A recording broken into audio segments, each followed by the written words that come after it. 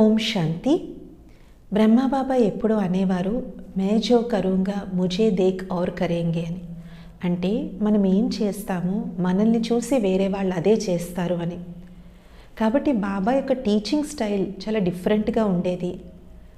బాబా ఎప్పుడూ కూడా చేసి పిల్లలకు నేర్పించేటువంటి వారు. ఏ పనైనా మొదట బాబానే చేసేవారు. ఆ కాలంలో పేడని పిడకల కింద వేసుకుని గోబర్ గ్యాస్తో వంట చేసుకునేవారు.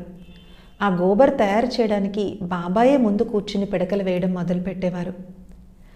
ఒకసారి ఒక పెద్ద ఆఫీసర్ గారు బాబాను కలవడానికి వచ్చి, నేను మీ బాబాను కలవాలనుకుంటున్నాను అని అన్నారు. ఆ సమయంలో బాబా చాలా సాధారణ వస్త్రాలతో కర్మయోగ చేస్తూ ఉన్నారు, ఏదో సేవ చేస్తూ ఉన్నారు.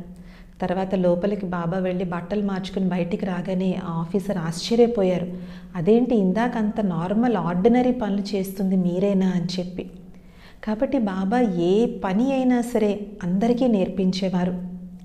బాబా అనేటువంటి వారు మాంగనేసే మరణా బల అని. ఇతరులని దేని మీద మనం ఆధారపడకూడదు.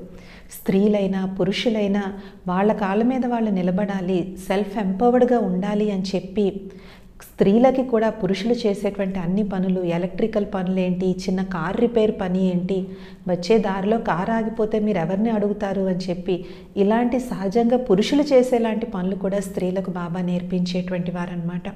కాబట్టి బాబా ఎప్పుడూ కూడా కర్మ సన్యాసం కాదు, కర్మయోగి జీవితాన్ని గడిపి ఆ కర్మయోగి జీవితంలోనే కర్మాతీతంగా కూడా అయి చూపెట్టారు.